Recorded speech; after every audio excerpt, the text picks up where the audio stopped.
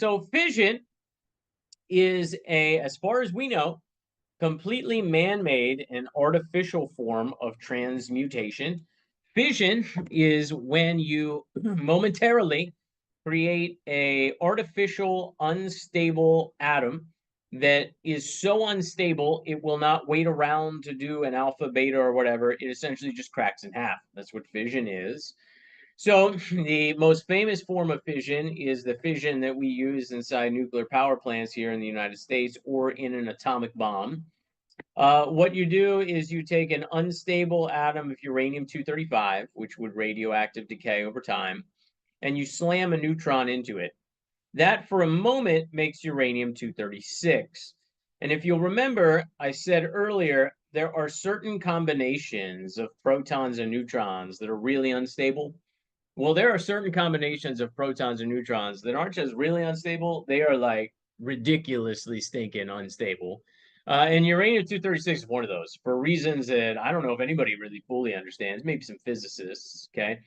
Uranium, this combination of protons and neutrons, right? So 92 protons and 236 minus 92, 144 neutrons. Something about 92 protons and 144 neutrons. Not good. Not good. It's so unstable that the atom, the nucleus, just goes and it like cracks. And when it does that, it releases an immense amount of energy, right? We're talking E equals MC squared, like on steroids, okay? Because so much mass is getting turned into energy in this event. And also, what's important is it releases 3 additional neutrons.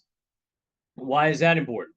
That's important because this reaction, because it got started with a neutron and it releases more neutrons than were needed to get started, this can exponentially get out of control in what's called a self-sustaining, uncontrolled supercritical fission event. Okay, here's what I mean. Okay, one neutron comes in, slams in, causes this atom to fizz, releases a lot of energy. Then it releases 3 additional neutrons that go on to crack 3 other atoms. That releases a whole lot of energy. They each release 3. Now we're up to 9. They all crack. They all release 3. Now we're up to 27. They all crack. They all release 3. I don't know what 27 cubed is. Oh, it's 19,683. So it gets crazy. Actually, did I do that? Or is it just 27 times 3? Let me think about that. Each one, 20, yeah, 27 times 3. So sorry, 27 times 3, that's 81 neutrons. 81 times 3, that's 243 neutrons. You can see it's like compounding interest, right? Where it just starts to add up. Eventually, you're cracking so many atoms, you're releasing so much energy at a given time. It's pretty insane. This is essentially what a bomb is. In an atomic bomb, you let the reaction get out of control. This over here is hopefully what a nuclear power plant is.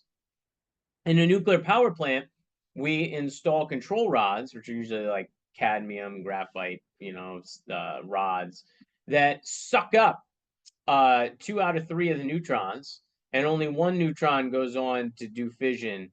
So you control, hence the name control rods, you control the amount of neutrons flying around. In a nuclear power plant, which was the previous slide, it's important to understand the only thing radioactive is inside this inner loop called the core. You have your radioactive, uranium in here or whatever. It's undergoing fission. Control rods are keeping the number of neutrons that are flying around down, to whatever is needed, to how much electricity you need to produce. This whole thing is soaked in radioactive water. It's radioactive because it's been immersed in this radioactive uranium for so long. But that radioactive water never gets out. That radioactive water is inside a really thick lead pipe that then heats another water bath that boils, turns into steam, spins a turbine, which is a magnet, okay, and a loop of copper wire, and that creates alternating current, and that's how you can power all the stuff in your house. That steam then gets cooled, okay, by cold water from nearby. That's why you always have to build a nuclear power plant by some body of water, right? Susquehanna River, the ocean, right, in Japan at Fukushima, right, where the tsunami hit, unfortunately. Um, you got to have some body of water around to cool it. And 3 Mile Island's not working anymore. Although I did hear that there was a company interested in maybe bringing it back on the line. But when you drive by, and you see the cooling towers. That's just steam that's coming out of those cooling towers. Cool. All right. And again, a nuclear weapon, it's all about bringing that stuff together so quickly, that critical mass of radioactive material, and letting those neutrons multiply out of control. And then that's what creates such craziness. Fusion is the opposite of fission. In fission, we're taking a large atom, splitting it up into two smaller, more stable atoms. In fusion, you're taking two light atoms like hydrogen and fusing them together to make a more stable atom like helium. So fusion, it's important to understand, is a completely natural phenomenon. Fusion is what's happening in stars. So stars, at least main sequence stars like our sun, they're taking hydrogen, hydrogen, making helium, hydrogen, hydrogen, making helium. They're fusing them together. Now, the nice thing with the star is gravity is pulling those hydrogen atoms together because it's so massive. Here on Earth, we have created fusion a few times. That's what a hydrogen bomb is.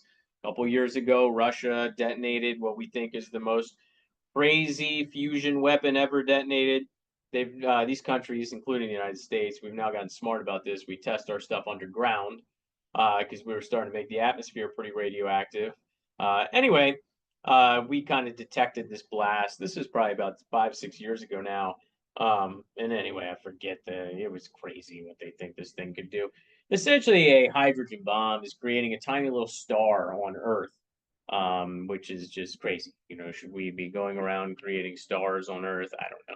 Okay, so what a hydrogen bomb does is it actually uses the energy from an atomic bomb to smash the hydrogen together and then create fusion event. So it's fission, that the energy from which creates fusion, and then that's what makes it even crazier. The sun doing fusion, a little more complicated than I got into. And if you're going to go into astronomy, you would study this in way more detail, but it's actually two isotopes of hydrogen and then deuterium come together to make tritiums. And then the tritiums come together, or I'm sorry, actually, they come together to make a crazy helium-3. And then those heliums collide to make the more stable helium and release two more hydrogens. So